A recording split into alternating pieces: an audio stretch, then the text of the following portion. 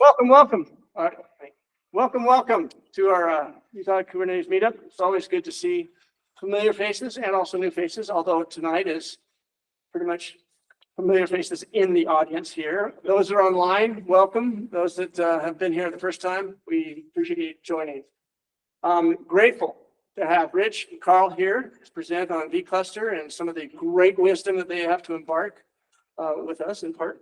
So I'm going to leave it to you, Carl and Rich, to introduce yourselves, kind of your background, and then the format that we've talked about already is they have a presentation and a demo.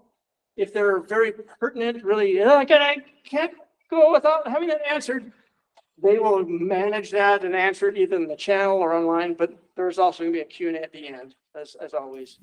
So any questions before we begin? Again.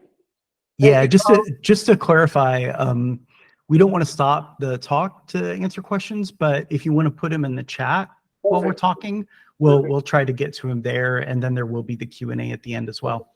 That sounds good, Rich. So just flood the channel. No, that's good. So anyways, all right, welcome. Dan, thank you. Please welcome Rich and Carl, and I'm going to see if there's anybody else at the door and transfer great worker here. Thank you. Thank you so much. We're really happy to be here tonight. Let me go ahead and share my screen.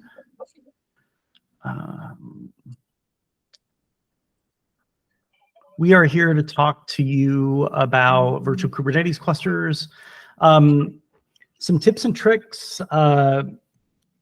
My name is Rich. I'm the creator and host of the KubeCuddle podcast. I worked in operations for about 20 years before I got into developer relations, and I have seen some things. Yeah, and I am Carl, developer here at Loft, and also the pre-sales guy, apparently, accidentally, sort of. Yeah, unfortunately or fortunately, I do use Kubernetes every day. I'm not sure actually what the answer is to that, but generally could do without computers. That'd be a good option. But yeah, we'll bear with it today. So yeah, for sure. So some things that we're going to cover, and just a heads up, the presentation I think is about 40 minutes. We'll be talking about Kubernetes multi-tenancy challenges, what virtual clusters are, some vCluster tips and tricks. And so let's get started with what virtual clusters are and why you'd want to use them. So Kubernetes multi-tenancy is hard, and you have probably experienced this. I know most people in the community have. There's mainly been two Kubernetes multi-tenancy models. There's namespace isolation and what I'm going to refer to as cluster-based isolation. So with namespace-based isolation, tenants are restricted to one or more namespaces using things like RBAC and network policies. Some of the pros of this approach: it cuts down on cluster sprawl, which is great. There tends to be less wasted resources because you're really like packing in workloads. Some of the cons: users can't manage global objects like CRDs. And that's not something you're going to want them to do in production. But if this is someone's dev environment, for instance, you're probably going to want them to be able to have that kind of access. Users may need multiple namespaces, like say they're running multiple services that need to run in different namespaces, and maybe they need to talk to each other, and then you're making network policy exceptions. And the gist of it is that these environments can get very complex when you've got a bunch of people running on the same cluster. With cluster-based isolation, the tenants each get their own dedicated cluster. Some of the pros of this: there's better isolation because people are literally on their own stuff. There's less complexity in each cluster. Some of the cons: it's difficult to manage all these clusters, and this can be a real challenge for companies that have thousands or tens of thousands or more of clusters. There tends to be more wasted resources, right? Because you may have a cluster provision and it's only got one service running on it or something. And then the cost can be really tough too. I really like to shout out this talk that Holly Cummins gave at KubeCon a few years ago. She used this phrase that I really love. She talked about zombie clusters. And by a zombie cluster, she means a cluster that is running and nobody's using the workload. They may not even know that it exists, right? And yet it's there and it's churning and it's using up resources. And in the end, that's power, and that has an impact on the planet. So yeah, here's your choices, namespaces or clusters. Which one do you want to pick? Now there's another approach, what's called virtual Kubernetes clusters. A virtual cluster runs inside of a host cluster, but it appears to the user as if it's a standalone dedicated cluster. And we're going to be talking tonight about vCluster, which is a tool that some of you have probably heard of. It's an open source project that we launched in April of 2021, so it just turned 2 years old not too long ago. It's currently the most popular implementation of virtual clusters by far. And it is a certified Kubernetes distribution, which means that it passes a set of conformance tests from the CNCF. And it's very fast and easy to use. So how does vCluster work? The virtual cluster runs in a namespace on a host cluster. So think of a big shared cluster, and you've got it carved up into a bunch of namespaces. And inside one of these namespaces, there's one of these virtual clusters. There's a vCluster pod, and it contains a Kubernetes API server and some other tools. And the virtual cluster saves its state in a database. And vCluster uses SQLite by default, but you can use etcd or Postgres, or I think even MySQL. The vCluster client itself that you use to interact with it is a very small Go binary. So here's a look at the architecture. So on the bottom here is a standard Kubernetes cluster. So I've got my control plane with the API server and etcd and controller manager and scheduler. I'm the admin, so I connect to the API server of that cluster, and I'm the one who controls the context of the cluster. Now I can create a namespace inside of here, or a user can, and they can create one of these virtual clusters, and that is the vCluster pod. And inside of that, we have some of the same things. We have an API server. We have that data store that we talked about. So that's the SQLite database. There is a controller manager too. And then there's this thing called the vCluster syncer. Now I'm the tenant. And so as the tenant of this virtual cluster, I connect to its API server. And I control the context of the virtual cluster. So I can create a namespace inside the virtual cluster. I can create deployments. I can create pods, custom resources, all of the kinds of things you would normally do inside of a Kubernetes cluster. Now, there's one thing that you'll notice on that orange line for the vCluster that's not there, and that's the scheduler. So by default, vCluster does not have a scheduler, and that's where that vCluster syncer comes into play. So when I schedule a pod in the virtual cluster, the vCluster syncer tells the underlying cluster to go ahead and schedule that. And then there's bidirectional communication there, so the state stays updated if it changes on either end. And at this point, I'm going to hand it over to Carl, and he's going to show you how this stuff works. Ooh, live demos. All right, everybody. we can get through this together. All right, so quickly, I just want to kind of set the stage for this demo environment. This is like all brand new, spun up right now. All of this is going to be live, real time. So we just have a very simple 5-node K3s cluster, just spun it up with K3D a little bit before. So that's basically what we're working with. And we can just check the pods to kind of get the lay of the land here. And we'll see. It's been a little slow today. I think my laptop is maybe trying to retire. That's okay. So you can see there's nothing going on other than core DNS. And we'll go ahead and jump straight into creating a vCluster using the vCluster CLI. So vCluster CLI, vCluster CTL, whatever you want to call it. This is that binary that Rich was mentioning. Pretty straightforward. We're going to use the create command. I think y'all can pretty much guess what that means. We'll give it a name, in this case, my vCluster. And then we're going to just say connect false. So the default behavior of vCluster CLI, CTL, is that we're going to automatically port forward and connect to that API server in the virtual cluster. For demo reasons, I don't really want to do that. So we're just going to say, don't do that. And then we're going to pass it some values. And in this values, we're just going to say, hey, set up an ingress for me to connect to that API server. And that's how we're going to connect to it for demo reasons. So I don't have to like deal with port forwarding or switching back and forth between kube contexts and stuff. We can, once we've done that, obviously you can see there's some output. There's a happy green check mark. So probably things are looking pretty good. And we could use vcluster list.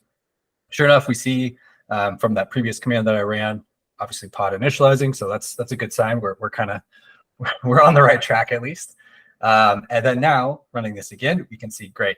The vCluster is up and running. 50 seconds. I talked too much. So if I was much quicker, somewhere around 22 seconds ish on my laptop at least, that vCluster is going to be alive and running and able to like serve out of that API server. That's all real time. There's no demo magic here other than I preceded the images on the nodes. But other than that, this is all happening real time. So yeah, so obviously this is a little bit quicker than spinning up like an EKS cluster or something like that. Since I mentioned that we're going to use the ingress to talk to the actual API server, I want to just quickly make sure that my ingress has got an IP address. Sure enough. So that means we can kind of keep moving on here. And then what I'm going to do here is once again use the vCluster CLI, this time with the connect command. Tell it the name of the vCluster that I want to connect to. Update current false means don't update my kube config. Again, I don't want it to do that. And then the server, this is a thing that's in Etsy hosts on my laptop, so I can connect to it. And all that did, as you can see from the output here, is pop out a kube config for me. Obviously, we could go ahead and take a look at that. If you've seen one kube config, you've seen them all, more or less, right? So there's nothing too exciting here. This is a vanilla kube config because we're talking to a regular Kubernetes API server. And then now that we have this kube config, we could go ahead and actually use that kube config to talk to that API server. This is now talking to the vCluster API server. It's a real API server. It's a real Kubernetes API server. In this case, it's a K3S distro. That's the default. There's some options there, which we'll talk a little bit more about later. But yeah, we can go ahead and see that we get nodes. And then while I'm talking more, I'll run this also. We can get pods. And you'll notice there's only one node, whereas we had a 5-node cluster just a second ago. So what gives? Basically, what happens with the default behavior of vCluster is we only sync nodes that have workloads from the vCluster running on them into the vCluster, basically. So you only see the nodes where workloads are running. In this case, we have just the core DNS because we just installed this and there's nothing else going on.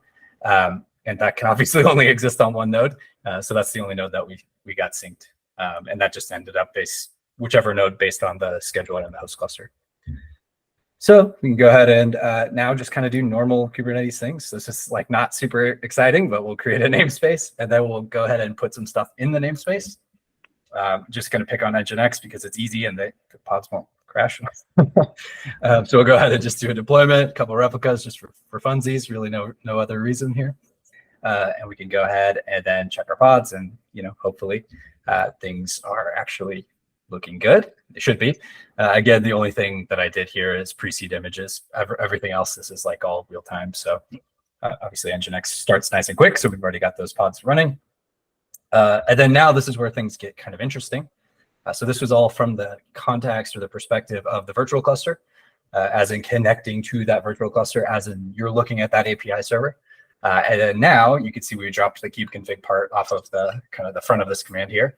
And we're just doing kubectl get pods in the namespace my vCluster. That's the name of the namespace that the vCluster that we created was, that we created in that namespace. And you can see a couple things here. My vCluster. So that's the first kind of most obvious thing. This is the actual vCluster itself. This is the deployment or stateful set. Depends on how you deploy it. It's one of those two things, stateful set in this case. And there's 2 containers in this. So there's the 2 things as the API server, K3S in this case by default, and then the syncer, and that's kind of the magic. We'll kind of talk more about that as we go on. And then you can see some other stuff. Like before we saw these Nginx pods, pretty straightforward. You can still see these in the host cluster because all of the pods are getting scheduled into the host cluster. There is only one node. How are 2 Nginx pods scheduled?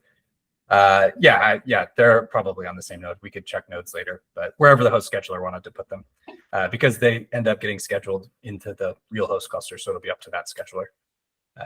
Talk more about that later. But yeah, anyway, so these two Nginx pods, and you can see the first part of this name is obviously exactly the same as from what we saw inside of the vCluster. But the rest of the name got a little bit interesting, a little bit weird. And you can see that we basically do a couple things here. And this name translation is basically so we can have two vClusters in the same namespace in the host cluster. With two, in each of those vClusters, we could have a namespace taco cat.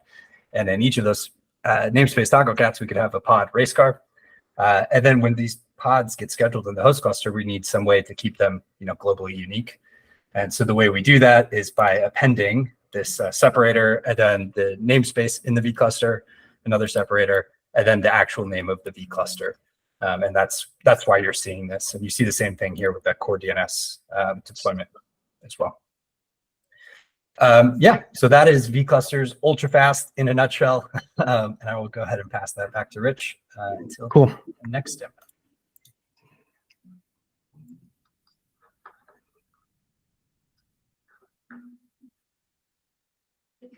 All right. Thank you, Carl. So yeah, Carl and I are going to be handing this back and forth a few times. So now let's get into the vCluster tips and tricks. So like I said, vCluster has been around for a couple years. During that period of time, we've added on a lot of new features that do some pretty cool stuff. And that's a lot of what we'll be talking about. So Carl mentioned the concept of distros. And the distro is the version of Kubernetes installed inside the virtual cluster itself. So when we started off, initially this was built with K3s. So this was kind of a thought experiment. And we took K3s and created one of these virtual clusters. But after a while, someone came to us and they said, hey, could you add support for K0s? And we went ahead and did that. And then we went on a stream with some folks from AWS and we talked about vCluster. And just a couple hours later, we had a PR from Justin Garrison adding on the EKS distro. So the actual distro that Amazon uses when they deploy the EKS clusters. And then we have another distro that we call Vanilla Kubernetes as well. That's just a standard Kubernetes distribution. And it actually has a separate etcd. So Carl already showed you how to create virtual clusters with the CLI. That's one of the 3 ways to do it, the vCluster create command. There also is a Helm chart. And if you noticed in the output of the vCluster command that ran the vCluster create, it actually runs Helm to do the vCluster install. But you can do that directly. You can just use the Helm chart. And we have a cluster API provider now as of maybe 5-6 months ago. So the Helm install, like we said, it's used by the vCluster create command. It's really great if you're doing some sort of GitOps workflow and you just want to build this into an automated process. This is the GitHub repo for vCluster, and inside here there's a chart for each of those different distros that we talked about, and then inside of those there's a values.yaml file. And if you ever want to play around with the Helm chart, take a look at these files. They're the ones that show all the different things that you can configure, and those things correspond also to like the command line flag. So you can do the same things, through the Helm chart or through the CLI. Like I said, we added a cluster API provider. If you're not familiar with cluster API, it's a tool that is used to provision Kubernetes clusters and manage their lifecycle in a very Kubernetes-like way. It requires cluster CTL, which is the CLI for cluster API itself. And when you run the cluster API provider, when you use it, it creates the virtual clusters in the cluster that you are connecting to with cluster CTL. There's a separate GitHub repo for the cluster API provider. So feel free to have a look at that if that's something that you're interested in. And here is straight from the doc. So really a generic example of creating a vCluster with the cluster API provider. We're pulling in a Helm values file. and it's running the clusterctl generate command to create the cluster. Exposing a vCluster, so making it so that you can connect to it. vClusterCTL, like Carl said, or the vCluster connect command by default, or create and connect, actually both, use port forwarding. So like Carl said, when you run vCluster create, it'll just automatically port forward and connect to that cluster. And then there's a separate vCluster connect command that you can run as well to do that same thing. And so that's kind of the default. If you are using a local cluster, so if vCluster detects that you are using like something like Minikube or Docker Desktop, it'll automatically set it up with the node port. And so then you don't have to do any port forwarding at all, which is super handy. And then you could also use a load balancer. And there's a vCluster create /expose flag for that. And then, as Carl mentioned, in his demo, he had it set up to use an ingress, and that's probably the way you would want to do this if you're kind of productionizing it. Okay, so when we talk about vCluster inception, what we mean is that you can run a vCluster inside a vCluster. Most people aren't necessarily going to have a great use case for doing this. I think there are some. But for most people using vCluster, they're probably not going to have a reason to do this, but it is a fun thing to do. And so at this point, I'm going to hand it back to Carl. Got to click the right buttons. It's not my strong suit here. All right, cool. So just again, okay, everything's good. So just again, to level set, this is taking longer than I want. There you go. We can go ahead and get nodes. And again, this is from the perspective of our cluster that we were working in before. But this time, we're going to get pods. And you might notice some interesting stuff here. So before, we deployed a couple Nginx pods. And we did that inside of a vCluster. And we saw that when those pods got translated or synced to the host cluster, the names got translated, and it included the separator, namespace, separator name of the vCluster. What you might notice, they got a little bit longer in this example, or in this output here. And the reason is that I lied to all of you. I'm sorry a little bit about it. Not like a lot, sorry, but a little bit sorry about that. And we actually created, in the previous example, we created that vCluster, my vCluster, this one right here. We actually created it inside of vCluster 1. So just to prove the vCluster inception, it just works. Again, like Rich said, I don't know, there's probably not a ton of great use cases for this. And there's really technically not too many reasons not to do it, other than it's just kind of confusing and weird. So yeah, maybe don't do it unless you got a great reason. But that's exactly what we did. And so you can see basically as the pods keep getting synced, we'll say upwards out of the vClusters and into the host cluster, we'll keep appending these separators until such a point where we obviously run out of like characters in Kubernetes names of things, and we have to just hash off the end there. And so that's exactly what you can see. This part all being the exact same from before, and then dash the separator, and then we started to say my vCluster. Actually, you can see it here in the core DNS. And then we would have put the separator and then vCluster 1, because that's the vCluster that these pods were actually basically coming from.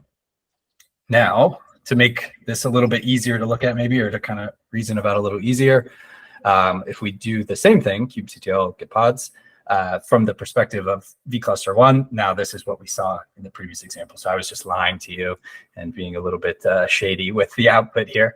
But yeah, again, you can see this is like the normal thing that we saw from the host cluster in the previous demo. And then you can obviously see the extended name translation stuff going on there. So again, it's kind of silly, but it is kind of fun. One of the things that I actually think, or actually my favorite thing about vClusters, isn't necessarily that they're very fast to spin up or any of those kind of things. One of my favorite thing is that I can nuke them and everything gets cleaned up very, very, very nicely. So what we're going to do here is from the kubeconfig for the vCluster 1, we're going to go ahead and use vClusterCTL to delete the vCluster we created in the previous example. We'll see if I'm fast enough to catch things getting terminated. Probably not. And then just clean up the kubeconfig, just because I like to try to be tidy. But what's really nice about this, obviously, everything's already terminated, so we didn't really catch anything live there. But we can see the Nginx pods already gone, Core DNS pod already gone, and then of course the vCluster itself already done. And then now if we kind of pop back to the same output that we have up here, or the same command from the same context, we can see that all of the things that we had created that are associated with that vCluster are already cleaned up. So this, I think, is an underappreciated thing of value or perk of vCluster. Helps keep kind of host clusters nice and tidy. This is what I do at home for development. I'll have 5 or 6 or whatever vClusters, different projects, and then if I screw something up, which happens very frequently, I can just nuke them and everything goes away. Also really useful because I do like operator development, so that matters, and the CRD thing that Rich mentioned. But yeah, that's very nice to clean up, very tidy. So that's it for vCluster inception. Cool. Thank you, Carl.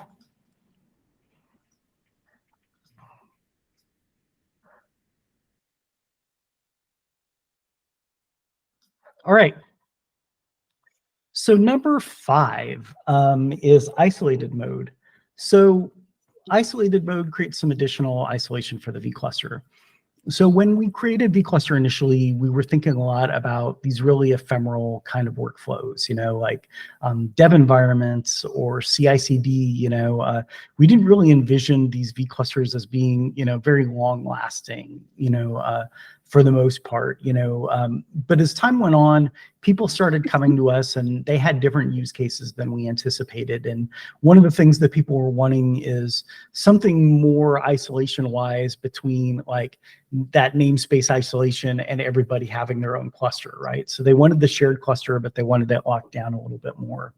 And so we created this isolated mode, and there's just a flag for it, --isolate. When you create the vCluster, again, you can do this with the Helm chart or the cluster API provider too. And it creates some objects. It creates a pod security standard, a resource quota and a limit range, and a network policy if the CNI that you're using for the virtual cluster supports it. Now, all these things have pretty sane defaults, but you can tweak those as well in the values.yaml file. And that is isolated mode. We actually have some people who are using this. Like, I'm not sure if you've heard of CodeFresh. They have a product that uses Argo CD or lets users use Argo CD, and they create these virtual clusters with the isolated flag so that they're different users can't see each other's workloads, things like that. Applying manifests and charts is maybe my favorite feature of vCluster. Users can apply Kubernetes manifests or Helm charts automatically when a vCluster is created. And so, at first we didn't support this, and you would create a vCluster, and then you're still in that situation where, there's all this stuff you've got to bootstrap, right? Like if you think about a brand new dev environment, you've got to get some tools on there. You've got to get, your code on there that you're going to work with. There's a lot of things that you need to do between provisioning the environment and getting it to a point where it's really usable for you. And so that's where this feature comes into play. You specify the manifests and the charts in the values.yaml file. And you can apply just standard Kubernetes YAML. You can apply public Helm charts or even private charts. So if you have a chart that your company uses, you can point it at a tarball of that. Number 7 is plugins. So plugins change the behavior of vCluster Syncer, and this is basically the way to extend vCluster. So, Kubernetes it's just so complex, right? There's so many different use cases and different tools out there that people use with Kubernetes. And, the reality is that we do our best to support everything we can, but, in the end, some people are going to have, workflows that we hadn't thought of or things that they want to do that require something extra.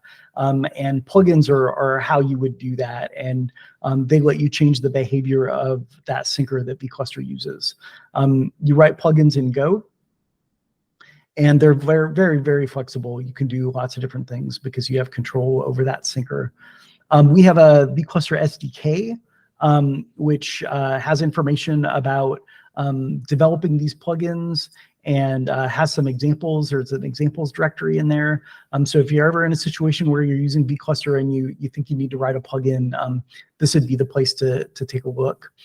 We also have a vCluster plugins repo that has a few different examples as well. So there's a cert manager and there's a contour sync in here. And so these are basically for, taking a resource that exists inside the virtual cluster and syncing it to the host cluster, or vice versa. That's kind of one of the main things that people want to use, that they've used plugins to do. And I'm going to hand it back to Carl now. Panic. All right, you think I would get better at this, but here we are. Here we are, not improving. All right, cool. So speaking of this init manifests and such, I'm gonna actually keep advancing this while we're talking. We're gonna take a look here. Type faster. Okay, so we're gonna just take a quick look. Obviously, there's a lot of stuff here. We are just showcasing some of these init manifests that Rich was just talking about. In this case, we're just using YQ to nicely get the manifest section here, or the init section, and we've just got a bunch of stuff that I will talk about more in a moment, but I just wanted to show you that's what we're doing. In this case, we're going to spin up a new vCluster, obviously using that values file that we were just kind of talking about. This time we're going to use Helm. No particular reason other than just to have something different here. So obviously Helm upgrade install, the normal stuff, release name, the actual chart name, the repo, of course, again, namespace, create the namespace, and then we're, of course, pointing it to that values file that we just mentioned. And while we are talking, hopefully we can see that things are starting to deploy. Obviously, this should just work. Famous last words. Perfect. And we can see that some things are already happening. So the first thing that we want to point out is that we have already deployed this demo app thingamabobber. So that is living up here in this deployment. We also deployed a secret, some namespace and service, and a couple other things. And we can also check, of course, the service, doing this to, one, prove it works, which I promise it does, and then two, also to make sure that the service did get deployed so we could keep going on with the demo. Of course, it did. This is just that demo service one, nothing too fancy there. And hopefully, we've got an ingress as well. And we also need to make sure that it has gotten an IP address, which it hasn't just yet. So we'll need to check that again here as well. This demo is very simple. It's basically a kind of shameless ripoff of the HashiCorp HTTP echo container thing that they use in a bunch of their tests. This one is slightly different, and it's actually going to curl, or it's going to return something from an environment variable, which we'll look at in a quick second here, but we can go ahead and just curl this to test. Again, I'm just using Etsy host to point to this. All good. So we can see the app is working. Fantastic. We know the init manifests work. And obviously, this is a very high-tech app. It simply just returned race car. So the next question is, where did that come from? So we can go ahead and use, wow, that's wrapping very long. We can go ahead and use this vcluster connect command that we've seen before. But in this case, we're just going to pass the -- and then pass a command that we want to pass directly to the vCluster API server.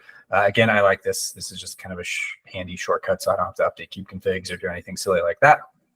In this case, we're just going to go ahead and yoink out the container spec from that deployment that we deployed with the init values. And we can see, sure enough, this is obviously me.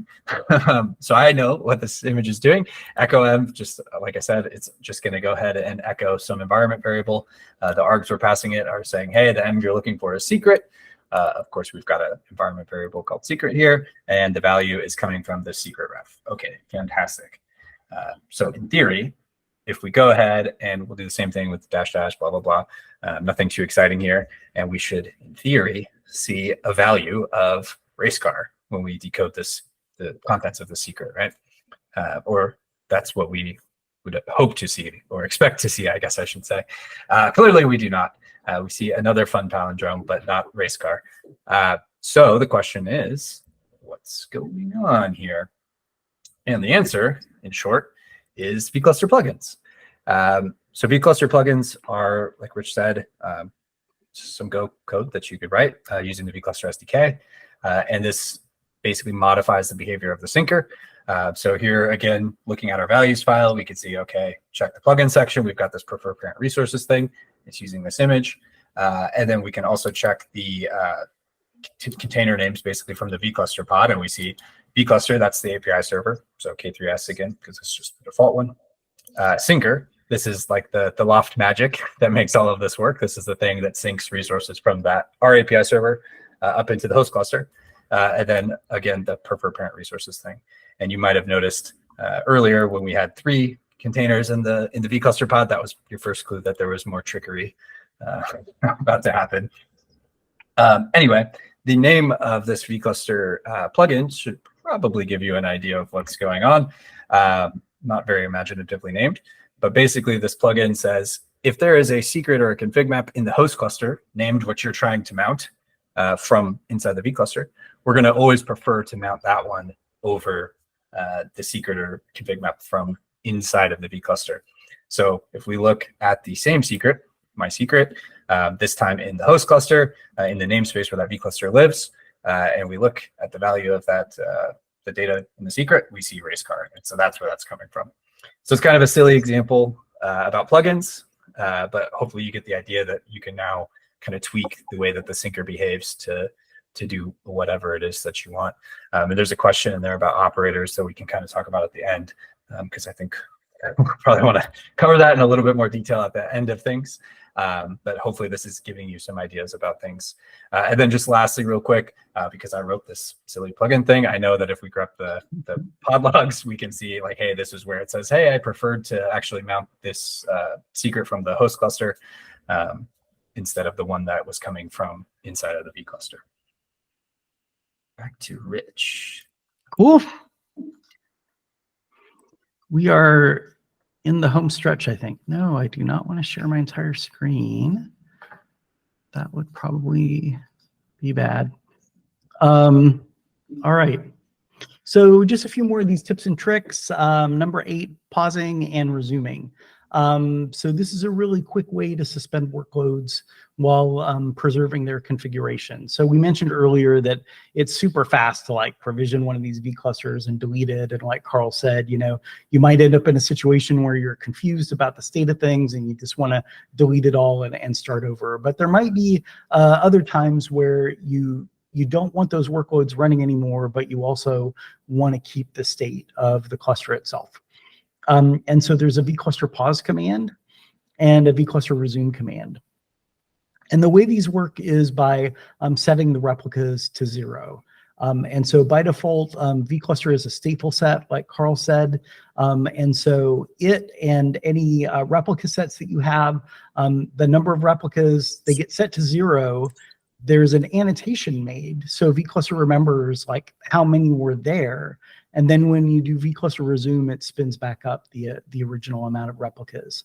So again, this is really handy because this just gets rid of pods, you know, but it keeps everything else so that you can just get right back and run resume, and you know it's literally just spinning up a few pods, and within a few seconds, you're back to work again. High availability. So this is another thing that initially was not a thing we thought anybody would ever want, right? Because when we built vCluster, we were really thinking about these ephemeral workflows, and we weren't thinking that these were going to be long lasting or that people were going to be depending on them probably for super critical things. But again, as time has gone on, you know, we're seeing people doing things like, you know, using vCluster inside of their commercial tools, their commercial SaaS offerings, or, you know, in their, you know, hosting that they're doing for customers or things like that. And so we've had people come to us and they wanted vCluster itself to be highly available, to have more than one copy of the vCluster pod, those different things that we talked about. So this only works with a couple of the distros. It works with the K3S distro and also the vanilla Kubernetes one. And you specify the settings in that values.yaml file. So here's an example of how to create one. You literally would just point it at that values file and tell it which of the distros that you want to use. Generic CRD sync. Do you love the idea of the plugins, but you don't want to write Go? Great news. So this feature came up because, you know, we talked about the plugins, and originally when we built those, one of the main use cases that came up a lot was, how do we share resources, right? Because I don't want to have to create the same exact resource in every single virtual cluster when every user is going to need it, right?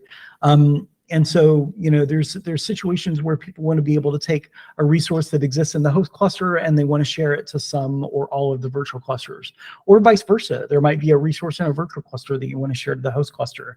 And so that was a lot of what people were using the plugins for, but the plugins are not so easy to write. Not everybody is super proficient at writing Go. And so we came up with a newer, easier way to do this. And so this is a new feature as of vCluster 0.14. I think it's just a few months old now. It allows syncing of CRDs from the host cluster to the virtual cluster and vice versa. You define the mappings between those things in a simple YAML file. And this is relatively new. So if you do try this out and you run into problems, please do let us know if there's something that it's not working with. And back to Carl. Last time, you have to suffer with me being slow to change screens, I promise. Okay. Cool. All right, we're here.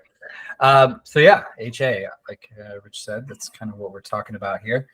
So we'll just go ahead and start by looking at some values file that we could use to do a HA vCluster, or Kubernetes distribution, K8s distribution, HA vCluster.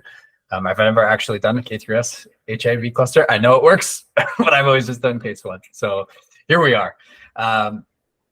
Obviously, the first and probably most clear, most important thing is to enable HA. That's pretty straightforward. But you probably also want to do a couple other things if you're actually going to be doing an HA vCluster. You probably care about having replicas of a bunch of other stuff. And so you can see here, that's exactly what we've got. etcd replicas, controller replicas, CRDs. Y'all can read. So you get the idea with that. So, oh God, let's take a look at an HA vCluster. vCluster 0 here. We've got our etcd, we've got some controller stuff, the actual API server, and then the syncer, and even the CRDs stuff. What you might notice is some other stuff in here, and this is maybe more or less fun in person, because then like you could throw Rotten Tomatoes at me or something. I don't know. More fun for you, less fun for me. I don't know. But you might notice the demo app and my vCluster and vCluster 1 and all of these things that you've seen a couple times so far. Well, the lies stop here for real this time, I swear. Everything that we've done has been in a 5-node K3s cluster. That part is true. But every single thing that we did has actually been inside of this HA Kubernetes distribution vCluster. For no reason other than to have a tricky trick to pull on you guys. There's not, like, again, not a great reason, but it is kind of neat. Yeah, so we can go ahead and see in here, we can go ahead and list, again, this is from the, no more lies, this is from the actual context of the real K3s cluster. We can see that that's running. I spun it up, an hour and a half ago or whatever before the demo. Nothing too exciting there. Like we said, here we see, again, the namespace translation as things keep getting synced up into the host cluster. We see all of that. We see the core DNS from both of the actual vClusters, and then these three are from the actual HA vCluster. And then, yeah, I just think it's like kind of important to talk about like vCluster as an HA thing. Like Rich said, it wasn't necessarily the original idea here or like the original thought, but there's absolutely no reason to not do it. You're still running all of the workloads in the host cluster. So you still have all of the highly available host cluster things. So this is just basically making the API server highly available, which is pretty straightforward and also pretty cool. The last thing that I'll leave you with before I'm done here is to look at all of the pods in this host cluster. And you might have noticed I mentioned ingress in like basically every single part of the demo. And yet you saw no ingress controller anywhere to be seen, which might have been your first red flag that I was lying to you. But the reason for that is that we have in the actual host cluster, that's where Nginx lives. And one of the cool things about vClusters is the ability to sync resources. So like obviously we've mostly talked about syncing pods from vClusters into host clusters, but we can also sync ingresses and storage classes and things like that. So this is really valuable because, you know, I can have, like in my case at home, I run like a 5-node Kubernetes cluster on just Debian VMs. And I install ingress once, but I use it in, you know, 6 or 7 or whatever vClusters, and I don't have to bother installing. Not like this is a bad example because this is obviously pretty lightweight, but you get the idea that I don't have to reinstall ingress nginx in each of these vClusters. It's one less thing I have to do, which is very, very cool. And yeah, with that, no more lies. I'm done, and I'll turn it back to Rich. Yeah, and I mean, you know, that sharing of resources, you know, it may not seem like that big of a deal, but, you know, if you're in a situation where you've got, you know, hundreds of virtual clusters running, you know, that are all using the same resources, then, you know, you could potentially cut down on the footprint of like the number of pods that you're running a lot by doing that. So just wanted to share with you at the end here some things that you can take a look at if you'd like. The best thing to remember, if you remember anything, is vcluster.com. So what you'll find there is a link to the docs, a link to our community Slack, a link to the GitHub repo for vCluster. And so you can always find that stuff by going to vcluster.com. This is a link to the GitHub repo if you'd like to take a look at that. We mentioned the vCluster SDK. This is the repo for that. That vCluster plugins repo, those were the couple of examples, and the cluster API provider.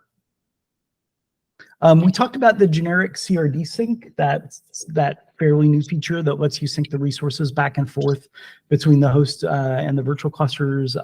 Here is the specific link in the docs to that if you'd like to look that up. And if you wanted to take a look at Carl's kind of mad scientist demo that he came up with that you saw today, this is the link to that. Oh, and like I mentioned, we have a community Slack for our different open source projects and also our commercial offering Loft. It's a really good place to come and ask questions.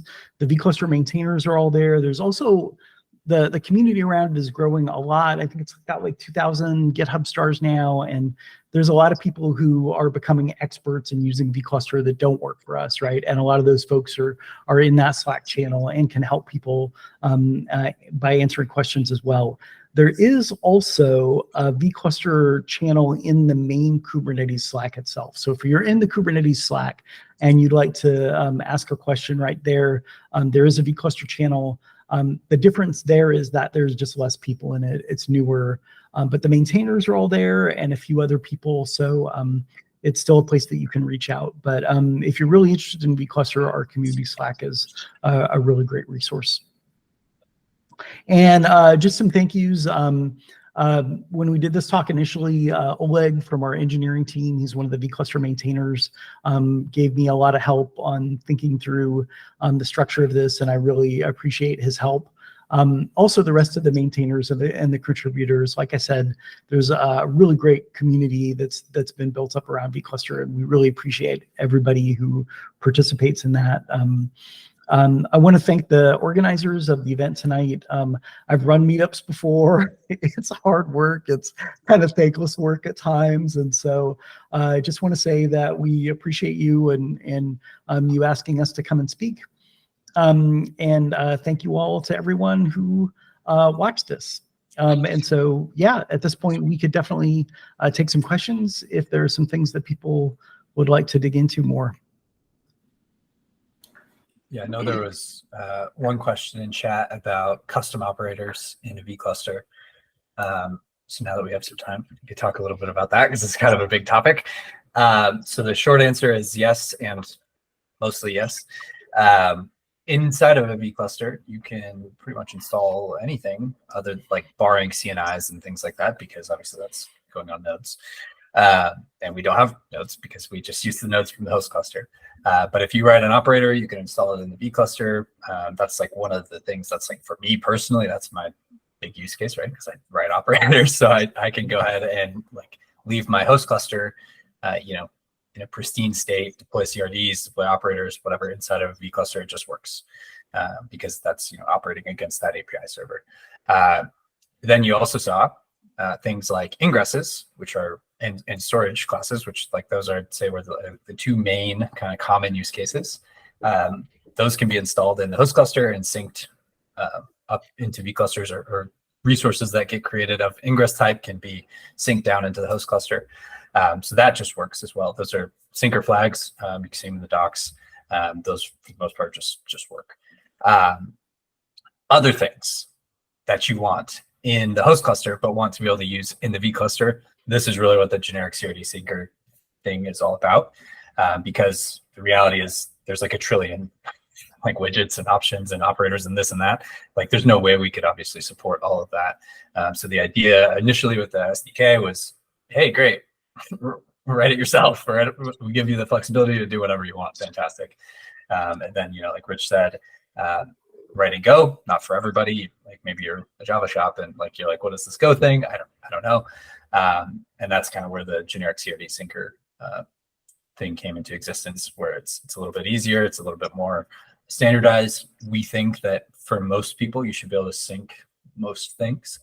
And if not, then the syncer plugin is kind of the path. So maybe an 80-20 rule. Maybe we hope a little bit better than that, with generic CRD syncer being able to cover more cases. But the nuclear option is write a plugin. So hopefully that answers the question. It's kind of a loaded topic because there's like a billion corners to it. But yeah, happy to talk more about it.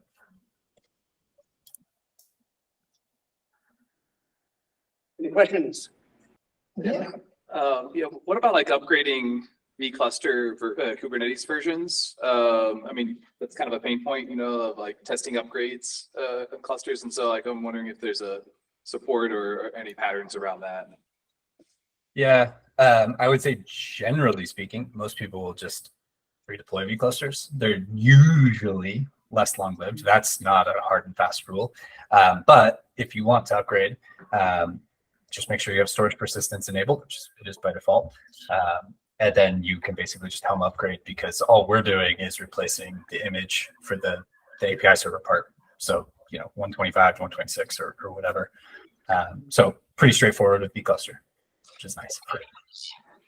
Yeah, and I think that like in terms of use cases, that that actually is one, to like test upgrades themselves. So you can, inside of a cluster, you could, say there's a dot release of Kubernetes and you just want to, test to make sure that your stuff still works. You could go ahead and just install that as a virtual cluster inside of the host cluster and test that.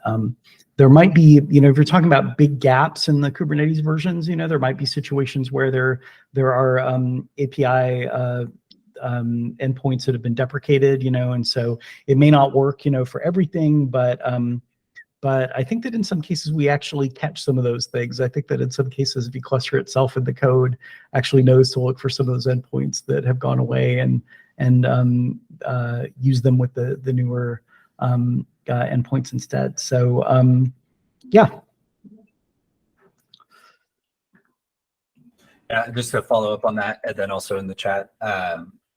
Yeah, so the things that get synced from the vCluster to the host cluster and vice versa are generally speaking like the low level or the concrete kind of resources. So the differences in API spec is infrequent, which is very nice. The one that comes to mind is like PSS versus PSP. I can never remember which version is where or whatever. But if you have like a 127 cluster and it's, let's just say PSS, hoping that I'm right, vCluster, and then a 123 host cluster, I don't know, that didn't support that API, then obviously there's nothing we can do about that, because those pods are getting scheduled in the host cluster, and the host cluster needs to understand what the things are. But pods, deployments, config map secrets have all been pretty much chilling for quite a while, which is obviously really good for this use case. And then, there was a question in chat about, can we do GitOps basically with vClusters? Yes, of course. There's a couple kind of layers to that. The simplest answer is, yeah, of course, you just install it with Helm. So stuff that in Argo or Flux and off you go, nice and easy. Also, there's Cappy, which I think is used less, but I think that should be an option for you as well. And then, our commercial product Loft also the name of the company, a little confusing. We basically also have CRDs that represent vClusters, which makes it even easier. So then you can just create a vCluster custom resource and off you go. And our controllers will reconcile it and do all the good stuff. So but yeah, it's super GitOps friendly. We've the folks from Adobe have given a few KubeCon talks. If you were to like Google like vCluster Adobe KubeCon, you would probably find some of those where they're using vCluster with Argo CD in their GitOps workflows.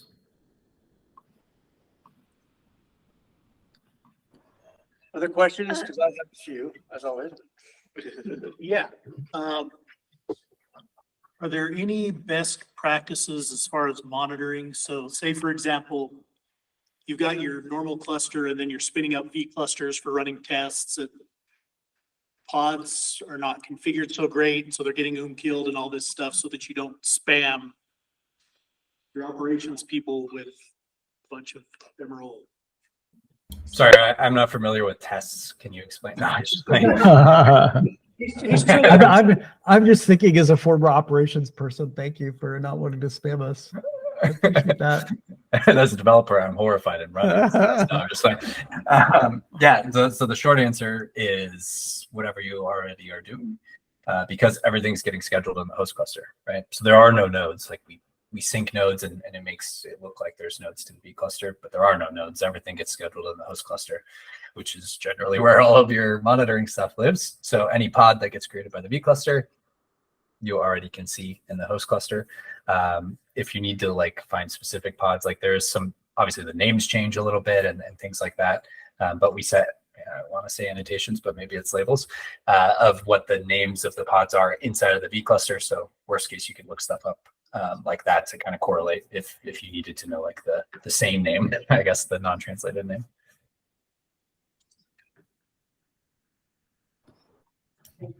So, please.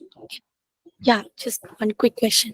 So let's say we have too many workloads running in one vCluster, and does it initiate, like does it trigger the cluster autoscaler to scale up and down the nodes according to the number of workloads that are running in one specific vCluster?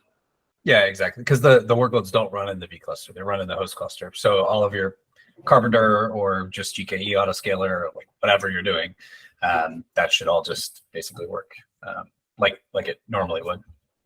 But if we want to just limit the resource limits for one vCluster, we can still run it in the isolated mode that I think you mentioned. We can have the resource limits for that. Yes. Okay. Thanks. Yeah. So the cool thing there is that, and we didn't really show this too much in the demo because it's a little bit harder to show quickly. But all of when you create a vCluster in the host cluster, you'll create it in a namespace, obviously, of course.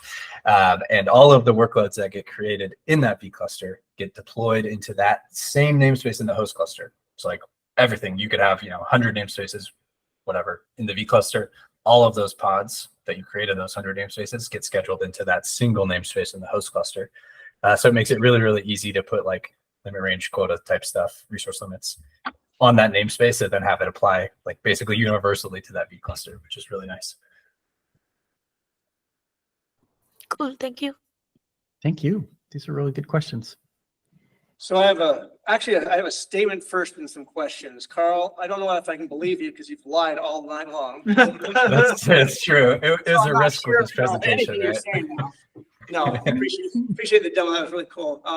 Couple of questions I had. When I'm thinking the syncing, what is it fundamentally syncing? Is it the actual inside of kind of the copy of the SED-ish type stuff, or what's syncing? Resources basically. Yeah. So like you create a deployment, and that deployment contains a bunch of pods. Those pods are obviously like a concrete resource. They need to get scheduled in the host cluster so that they go to the API server, K3s, K8s, whatever API server, and the syncer is also watching those resources. And it'll say, hey, this is a thing that I need to basically copy into the host cluster. So yeah, effectively just copying those resources. So then they'll exist in both etcds, obviously, because they have to be. But yeah, hopefully that answers that. Yeah, it But does. most of the things, the kind of configuration of the cluster itself really just lives within that local database that vCluster has. And one thing that is another thing that we didn't really, I think, anticipate, but ended up being kind of cool is that if you're using vCluster in a way, you kind of get API server federation, for free, because the users are all going to connect to their own API server, and most of what they're doing, isn't going to get synced down to the underlying cluster, and so you're kind of putting less pressure on that underlying cluster's API server. I'm suspecting that there's a lot of transforms in the syncing that go back and forth, right? Okay. Yeah, exactly. Because like the names is the obvious, easy one to pick on, and I don't know all of the things because I've done most of the development on actually Loft and less on vCluster, so I don't know all of the specifics. But names, the obvious one, of course. Yeah. Yeah, But and there's like I also said, I other think. things. Yeah, like I said, I think there are even some cases where they're like edge casing things like an API endpoint getting deprecated where, we knew that was going to break things for people, and we actually handle that in the code itself, in the vCluster code. Question on, let's say I'm trying to think of some of the really basic cluster oriented things. And do they really transfer over to the vClusters? So for instance, your what's the open policy engine type stuff where you have that's really at the host cluster that you're dictating certain policies. Yep. How does that flow down, and then how does it flow up when it comes to those type of? Yeah. So in the case of something like OPA, since the pods get scheduled by the underlying cluster anyway, that's where most of your policy stuff is going to be happening. And so, if you have a policy that says I can't launch a privileged pod, that's going to be handled by the underlying scheduler, right? And so if you have open policy agent, running on the cluster itself, then it's going to get picked up there. Yeah, I guess my point or question is that in your isolation mode of the vCluster, there are, as you've pointed out earlier also, that there are some limitations as to, for instance, you can imagine that you might want to have an OPA policy at one level versus another. And then how does the resolution occur on the conflicts? And how do you set that DAG or whatever the relationship would be? Yeah. Stop me if I'm misunderstanding or misinterpreting. So there's a couple layers here. So I think the first thing, like what Rich was saying, if you install OPA host cluster, you're, as a user connecting to a vCluster, you create something that host cluster doesn't want you to. Let's just say you're being bad. API server in the vCluster doesn't care because it doesn't know about that. But when the syncer tries to sync that bad thing, whatever it is, to the host cluster, your OPA's going to deny, and then that deny, whatever that ends up, saying, hey, I can't create this, whatever, is going to basically get synced back to the API server in the vCluster, and then ultimately to you as the user, you'll basically be informed of your badness, I guess. You can also install OPA, JS policy, whatever, inside the vCluster as well, if you were so inclined. And maybe that's where you're going with like kind of like which one wins and such, right. But then it would be like basically sequential. vCluster things happen first, and then if that passes and it tries to schedule the host cluster, then it would then do that thing. Well, I was just trying to think on the scenario of, let's say I'm like in the old, well, it's not just old, but today, the hosting SaaSes that are out there, where they're not rooted, but jails, but their own world of isolation. Yep. And then you were talking about like operator creators. There are certain things that in the host cluster, you're not going to be able to do, but you want to do in the virtual cluster. And it sounds like you would have a conflict in not being able to do that, even though you would hope it would be isolation. Yeah. So specifically with like the operator thing, it's important to remember that the vCluster is a virtual API server, but same host cluster. So we say vCluster and it ends up, people think like VMs and stuff. That's what I thought at first, where it's like a whole sandboxed thing, but it's not really, because like data plane is all same as the host cluster. So like me working on operator stuff, I could deploy CRDs, cluster-wide stuff, because and most people usually are, like cluster admins of the vCluster. And then CRDs won't get synced up because it's not a, we'll say, concrete resource. That's what I would say. It's a little fuzzy term, but it kind of works. I mean, I think it makes sense to people, because the only thing that we sync up is like the pods, config maps, secrets, that kind of jazz. So hopefully that helps clarify things a little bit about like how I can operate or develop without stomping on host cluster things.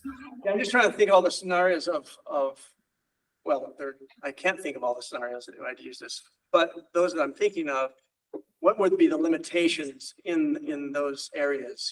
It sounds like this is a perfect place for hosting type environments, like hosting a cluster. So you're not spinning up a whole bunch. You can, the traditional hosting type thing, right?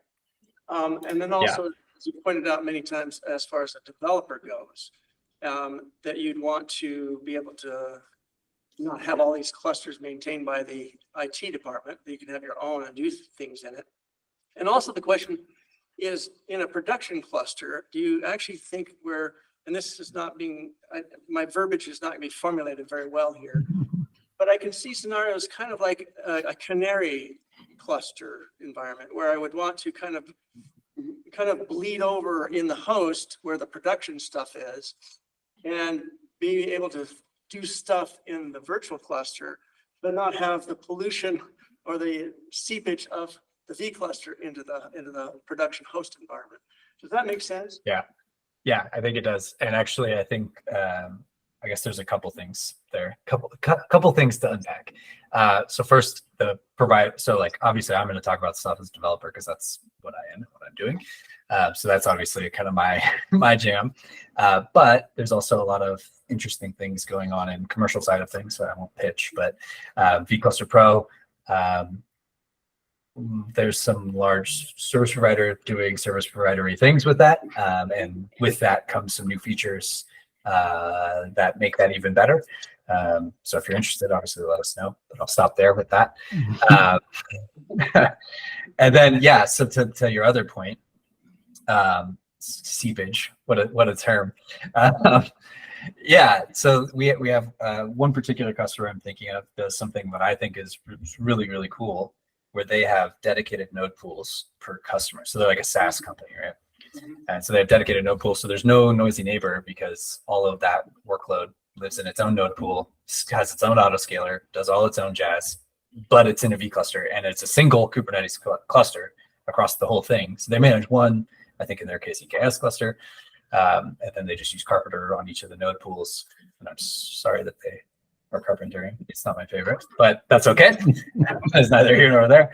But yeah, so that's a really cool way to avoid that seepage, keep the host cluster chilling, and then they can have, their production-y stuff on a different node pool. And that's as close to multiple clusters as you can get without spending the money, basically. Yeah, I actually know of a different vCluster user who does that same exact thing. They have a service that lets people take like certification kind of practice tests, and they spin up a vCluster for each user, but they live on their own node pools because they don't want there to be any overlap there in the compute. So with that setup, then with the synchronizer, would it just add labels to certain objects then?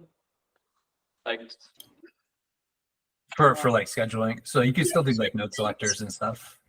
Oh, okay. Yeah. So that's something configurable in the vCluster.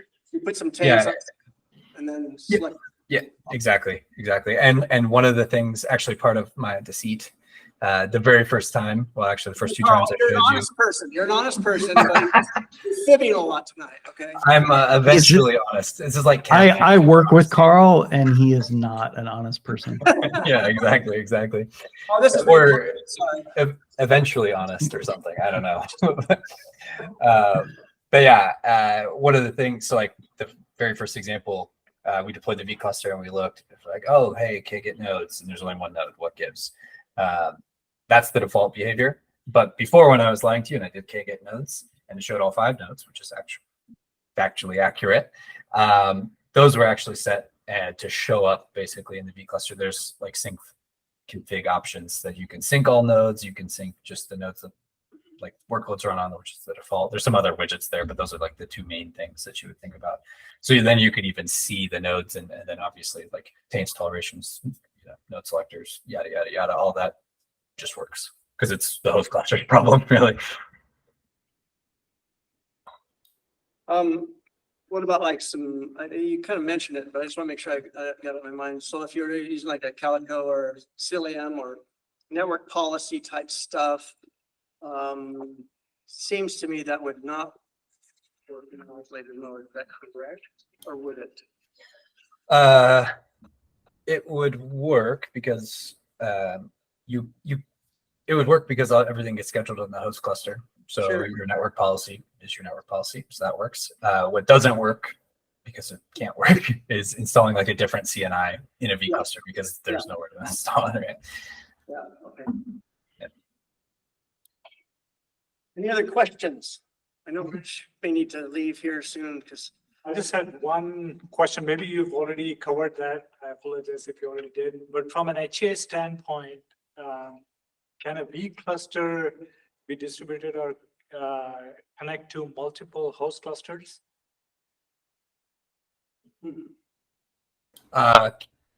So I think the answer is no, but can you maybe like what's the use case you're looking for to make sure?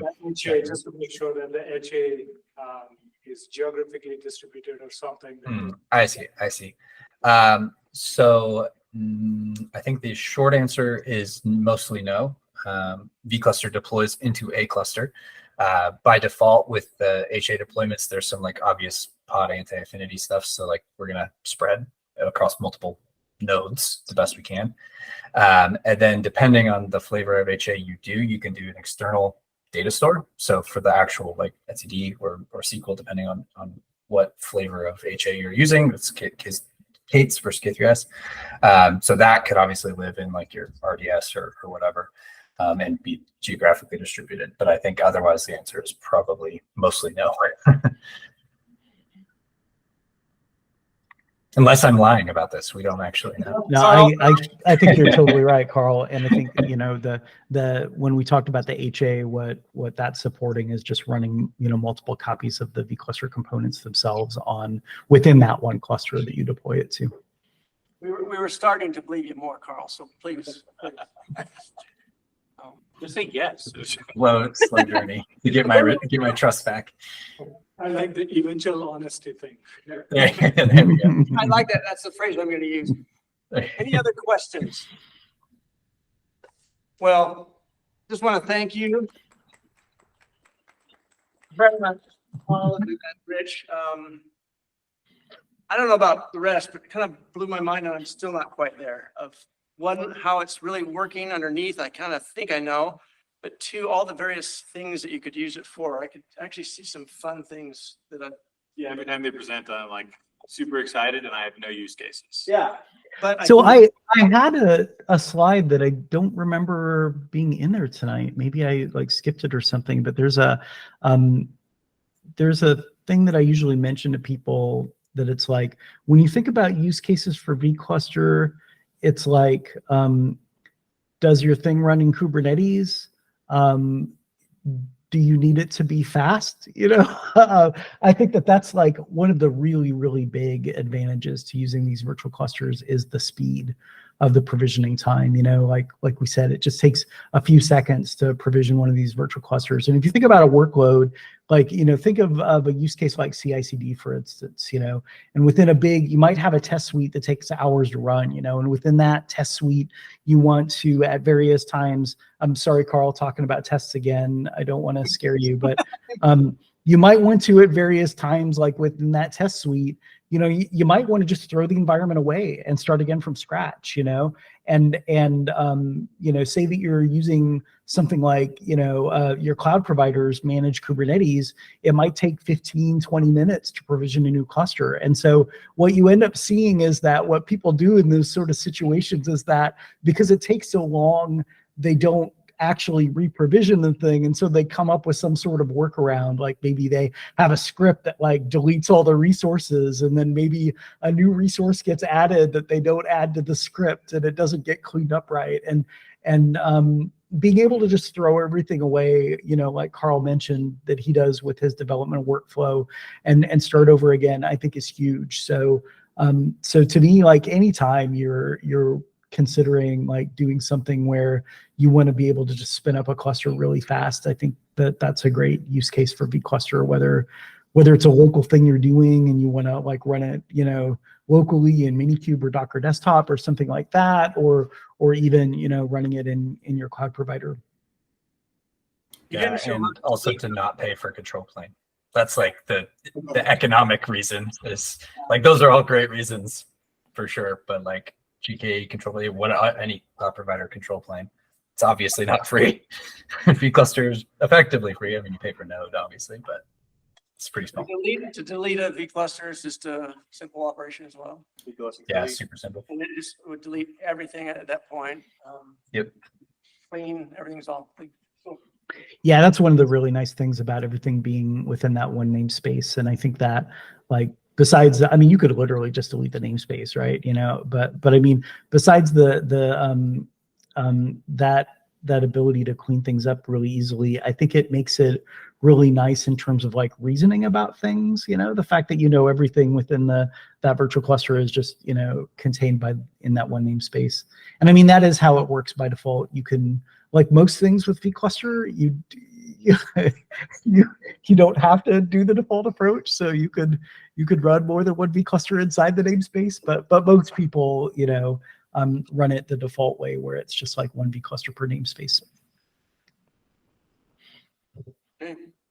Well, thank you again, Carl and Rich. We appreciate the time, the effort. The demo actually worked, you know, which is everyone that's presented knows that is a way to go, Carl. Way to go. I have to say we've given this talk several times now, and maybe I'm gonna jinx us for the next time, but so far we're like 100% in terms of the demos working. So. Oh man. Oh. File recordings just in case too. So you know, I don't know. We got our ducks in a row. Anyways, just wanted to thank you all. I'm going to stop the recording, but once again, thank you so much for presenting. Thank you all for having us. Man.